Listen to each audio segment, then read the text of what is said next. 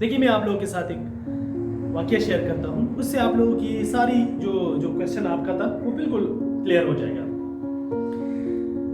एक गधा था और एक टाइगर था जंगल में, दोनों की भैंस चढ़ गई। भैंस इस बात पे थी कि गधा कह रहा है कि जो ग्रास है, घास, ये ब्लू कलर का है, नीले कलर का। अब टाइगर कहता है कि यार तुम्हारी कोई अकल काम करती है, गौर से देखो इसको, ये कहां से आपको लग रहा है कि ये ब्लू कलर का है, ये ग्रीन कलर का है। टाइगर गधे के साथ बहस में पड़ गया और करते करते करते करते गधे ने कहा कि अब ये फैसला हम शेर के पास जाकर करेंगे। दोनों टाइगर ने भी कहा कि हाँ हाँ बिल्कुल, शेर के पास चलते हैं। दोनों शेर के पास चले गए।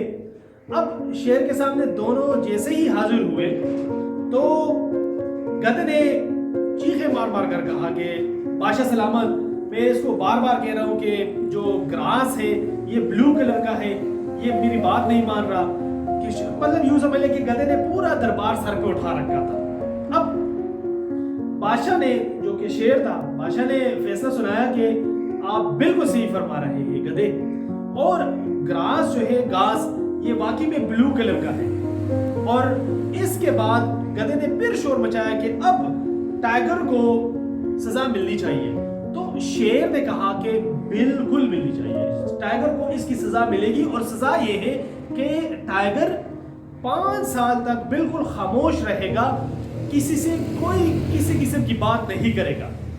अब गधे ने छलांगे मारना स्टार्ट कर दी और खुशी खुशी दरबार से चला गया। जैसे ही वो चला गया तो टाइगर ने कहा कि जान की अमान पाऊं बादशाह सलामत, तो एक सवाल अर्ज कर लूं कि आपको भी पता है कि ग्रास जो है ये ग्रीन कलर का है, सब्ज कलर का है, तो फिर आपने कैसे ये फैसला गधे के हक में दे दिया?